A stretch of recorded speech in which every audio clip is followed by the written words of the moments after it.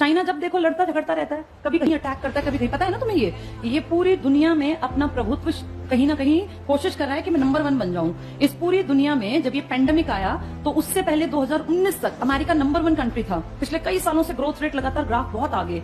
अब इस चाइना को अमेरिका को पीछे करना था। बहुत लोगों का ये मानना है कि पेंडेमिक में कहीं ना कहीं चाइना का बहुत बड़ा हाथ था। एग्जैक्टली किसी को नहीं पता, पर पेंडेमिक का सबसे तगड़ा नुकसान जो झेला है वो किस देश ने? अमेरिका।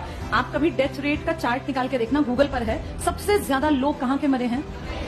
हम जैसे ना वैसे ही दुखी होते रहे, चीन हमारा दुश्मन। चीन को कोई मतलब नहीं है छोटे मोटे देशों से, वो बस ये कर सकता है कि कब्जा करने के लिए हमसे लड़े, बाकी चीन और हमारा मुकाबला नहीं है। ये कड़वी सच्चाई है। आपके देश की सरकारें बेवकूफ बनाने के लिए कहती हैं कि चीन हमारा ऐसा दुश्मन, चीन ये। चीन को इंडिया से कोई मतलब नहीं। वो जानता है कि आप उसके सामने टेक्नोलॉजिकली कहीं टिकेंगे ही नहीं।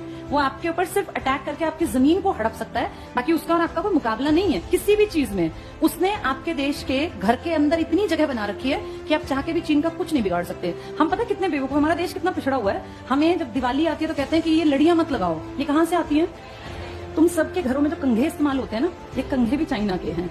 तुम जो ये जितनी चीजें, कपड़े तो हैं ही, कपड़ों के अलावा भी मतलब जितने तुम्हारे घर के सामान है ना, इन सामानों का 80-90% हिस्सा चाइना से आता है। तुम कोई ब्रांडेड सामान की बात नहीं कर रही हूं मैं। कंघा कितनी छोटी चीज है ना, देश में जितने कंघे लगभग आ रहे हैं ना, ये सब चाइना से आ रहे हैं। कहां कहां से बाइकआउट करोगे? एक वो लड़ियां हटाने से तुम्हारा काम चल गया।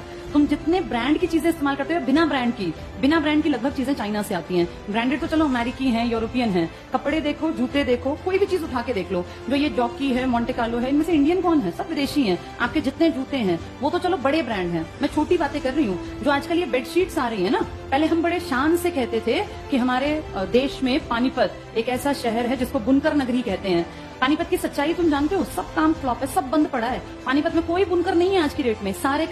सारा माल कहां से आ रहा है? ये सारी बेडशीट्स जो है ना चाइना से आती हैं, जो पानीपत से आगे जाती हैं। और हमें लगता है कि भैया हम तो पानीपत से बेडशीट ले आए, सब चाइना का माल है। हर जगह चाइना है। किसी मॉल में जाते हो, आप देखते हो लिखा होता है स्टोर 99। इसमें ज्यादातर माल किसका बिक रहा होता है? चाइना का। आपके घर में जितना प्लास्टिक है ना, उस प्लास्टिक का सबसे बड़ा जो मार्केट है आपका देश, वो आया कहां से है? चाइना। तो इसलिए ये लड़ियों वाली एक्टिंग करना हमारा देश बंद करे और असलियत देखे। हम इतने गरीब पता है क्यों होते जा रहे हैं? इंडिया ही क्यों गरीब हो रहा है? तुम आजकल देख रहे हो महंगाई कहां बढ़ गई। जो सामान पिछले साल 250-300 का था ना, वो इस साल में 400, 450, 500 का आने लग गया। ये पिछले एक साल में महंगाई कई गुना बढ़ गई। 100 रुपए, 50 हर चीज पे बढ़ गए। ऐसा क्या हो गया? ऐसी क्या दिक्कत आ गई? तुम्हारे देश में ना सबसे बड़ी बदहाली का कारण क्या है? सरकार जानबूझ के काम नहीं करना चाहती। तुम्हारी जो मैन्युफैक्चरिंग यूनिट है ना, ये धीरे धीरे धीरे करके बंद होती जा रही हैं।